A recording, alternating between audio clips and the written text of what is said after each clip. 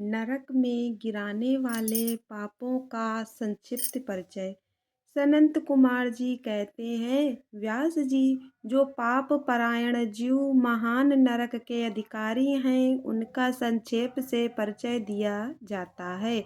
सावधान होकर सुनो। परम स्त्री को प्राप्त करने का संकल्प, पराये धन को अपहरण करने की इच्छा, चित्त के द्वारा अनिष्ट चिंतन तथा ना करने योग्य कर्म में प्रवृत्त होने का दुराग्रह, ये 4 प्रकार के मानसिक पाप कर्म हैं। असंगत प्रलाप, बेसिर पैर की बातें, असत्य भाषण, अप्रिय बोलना और पीठ पीछे चुगली खाना, ये 4 वाचिक वाणी द्वारा होने वाले पाप कर्म हैं।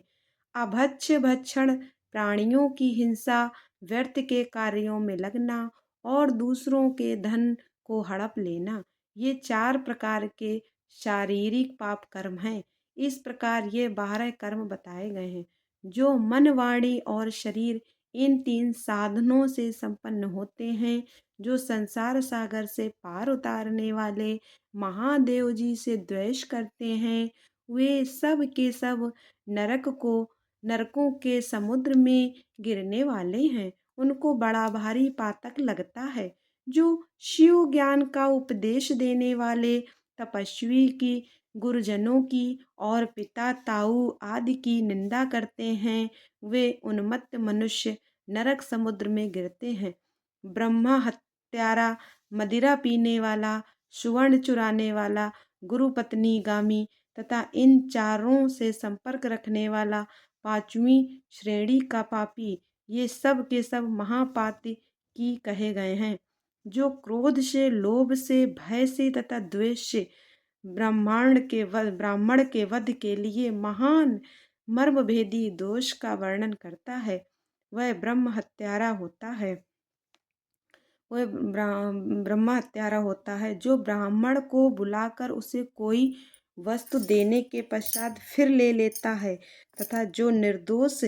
पुरुष पर दोषारोपण करता है, वह मनुष्य भी ब्रह्मा हत्यारा होता है, ब्राह्मण हत्यारा होता है। जो भरी सभा में उदासीन भाव से बैठे हुए श्रेष्ठ द्विज को अपनी विद्या के अभिमान से अपमानित करके उसे निस्तेज हत प्रतिभ कर देता है, उसे ब्रह्म हत्यारा कहा जाता है। जो दूसरों के यथार्थ गुणों का भी बलात् खंडन करके झूठे गुणों द्वारा अपने आप को उत्कृष्ट सिद्ध करता है, वह भी निश्चय ही ब्रह्मा हत्यारा होता है। जो साणों द्वारा बाही जाती हुई और गौओं के तथा गुरु से उपदेश ग्रहण करते हुए द्विजों के कार्य में विघ्न डालता है, उसे ब्रह्म हत्यारा कहते हैं। जो देवताओं, ब्राह्मणों तथा गौओं के उपयोग के लिए दी गई भूमि को हर लेता है,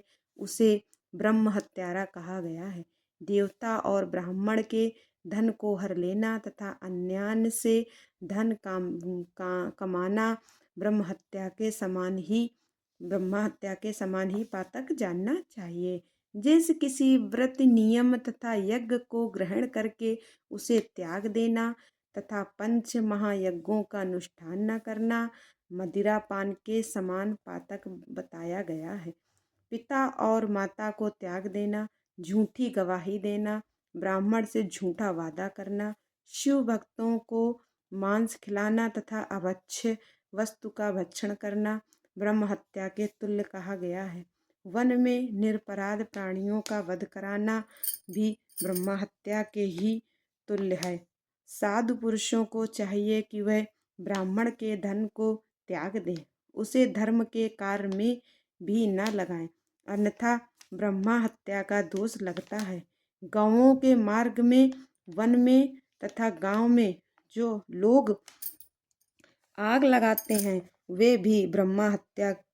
ही करते हैं। इस तरह के जो भयानक पाप हैं, वे ब्रह्मा हत्या के समान माने गए हैं। ब्राह्मण के द्रव्य का अपहरण करना, पैतृक संपत्ति के बंटवारे में उलटफेर करना, अत्यंत अभिमान और अधिक क्रोध करना, पाखंड फैलाना, कृतघ्नता करना, विषयों में अत्यंत आसक्त होना, कंजूसी करना, सत्पुरुषों से द्वेष रखना, पर स्त्री समागम करना, श्रेष्ठ कुल की कन्याओं को कलंकित करना, यज्ञ, बाग बगीचे, सरोवर तथा स्त्री पुरुषों का विक्रय करना, तीर्थ यात्रा, उपवास तथा व्रत एवं उपनयन आदि का सौदा करना, स्त्री के धन से जीविका चलाना, स्त्रियों के अत्यंत वशीभूत होना, स्त्रियों की रक्षा न करना तथा छल से पराई स्त्रियों का सेवन करना, ब्रह्मचर्य आदि व्रतों को त्याग देना, दूसरों के आचार का सेवन करना, असत शास्त्रों का अध्ययन करना, सूखे तर्क का सहारा लेना, देवता, अग्नि, गुरु, साधु तथा ब्राह्मण की निंदा करना, पितृयज्ञ और देवयज्ञ को त्याग देना, अपने कर्मों का परित्याग करना, बुरे स्वभाव को अपनाना, नास्तिक होना, पापों में लगना और सदा झूठ बोलना, इस तरह के पापों से युक्त स्त्री पुरुषों को उपपात की कहा गया है। जो मनुष्य गौओं, ब्राह्मण कन्याओं, स्वामी, मित्र तथा तपस्वी महात्माओं के कार्य नष्ट कर देते हैं वे नरकगामी माने गए हैं। जो ब्राह्मणों को दुख देते हैं उन्हें मारने के लिए शस्त्र उठाते हैं। जो द्विज होकर शूद्रों की सेवा करते हैं तथा जो कामवश मदिरापान करते हैं, जो पाप परायण, क्रूर तथा हिंसा के प्रेमी हैं, जो गौशाला में, अग्नि में, जल में, सड़कों पर, पेड़ों की छाया में, पर्वतों पर, बगीचों में तथा देव मंदिरों के आसपास मल मूत्र का त्याग करते हैं, बांस, ईंट, पत्थर, काठ, सींग और कीलों द्वारा जो रास्ता रूंधते हैं या रोकते हैं, दूसरों के खेत आदि की सीमा मेड़ मिटा देते हैं, छल से शासन करते हैं, छल कपट के ही कार्यों में लगे रहते हैं, किसी को ठक्कर लाए हुए पाक अन्न तथा वस्त्रों का छल से ही उपयोग करते हैं, जो स्त्री, पुत्र, मित्र, बाल, वृद्ध, दुर्बल, आतुर, भृत्य, अतिथि तथा बंधुजनों को भूखे छोड़कर स्वयं खा लेते हैं, जो अजितेंद्रिय पुरुष स्वयं नियमों को ग्रहण करके फिर उन्हें त्याग देते हैं, संन्यास धारण करके भी फिर से घर बसा लेते हैं, जो शिव प्रतिमा का भेदन करने वाले हैं, गौओं को क्रूरतापूर्वक मारते और बारंबार उनका दमन करते हैं, जो दुर्लभ पशुओं का पोषण नहीं करते, सदा उन्हें छोड़ रखते हैं, अधिक भार लाद कर उन्हें पीड़ा देते हैं तथा सहन न होने पर वे बलपूर्वक उन्हें हल या गाड़ी में जोतते हैं अथवा उनसे असहा बोझ खिंचवाते हैं, जो उन पशुओं को खिलाए बिना ही भार ढोने या हल खींचने के काम में जोत देते हैं, बंधे हुए भूखे पशुओं को चरने के लिए नहीं छोड़ते तथा जो भार से घायल, रोग से पीड़ित और भूख से आतुर गाय बैलों का अत्यंत पूर्वक पालन नहीं करते, वे सब के सब गो हत्यारे तथा नरकगामी माने गए हैं। जो पापिष्ट मनुष्य बैलों के अंडकोश कुटवाते हैं और बंध्या गाय को जोतते हैं, वे महानारकी हैं, जो आशा से घर पर आए हुए भूख प्यास और परिश्रम से कष्ट पाते हुए और अन्न की इच्छा रखने वाले अतिथियों, अनाथों, स्वाधीन पुरुषों, दीनों, बाल, वृद्ध, दुर्बल एवं रोगियों पर कृपा नहीं करते, वे मूढ़ नरक के समुद्र में गिरते हैं। मनुष्य जब मरता है तब उसका कमाया हुआ धन घर में ही रह जाता है, भाई बंधु भी शमशान तक जाकर लौट आते हैं, केवल उसके किए हुए पाप और पुण्य ही परलोक के पथ पर जाने वाले उस जीव के साथ जाते हैं। जो औचित्य की सीमा को लांघकर मनमाना कर वसूल करता है तथा दूसरों को दंड देने में ही रुचि रखता है, वह राजा नरक में पाया जाता है। जिस राजा के राज्य में प्रजा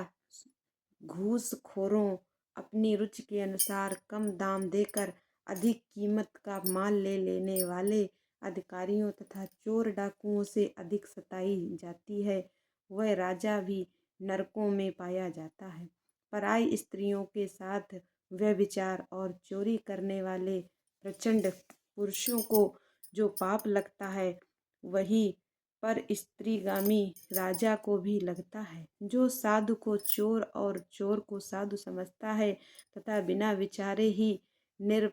निरपराधकों को प्राण दंड दे देता है, वह राजा नरक में पड़ता है। जिस किसी पराये द्रव्य को सरसों बराबर भी चुरा लेने पर मनुष्य नरक में गिरते हैं, इसमें संशय नहीं है। इस तरह के पापों से युक्त मनुष्य मरने के पश्चात यातना भोगने के लिए नूतन शरीर पाता है, जिसमें संपूर्ण आकार अभिव्यक्त रहते हैं। इसलिए किए हुए पाप का प्रायश्चित कर लेना चाहिए, अन्यथा 100 करोड़ कल्पों में भी बिना भोगे हुए पाप का नाश नहीं हो सकता। जो मन, वाणी और शरीर द्वारा स्वयं पाप करता, दूसरे से कराता तथा किसी के दुष्कर्म का अनुमोदन करता है, उसके लिए पाप गति नरक ही फल है।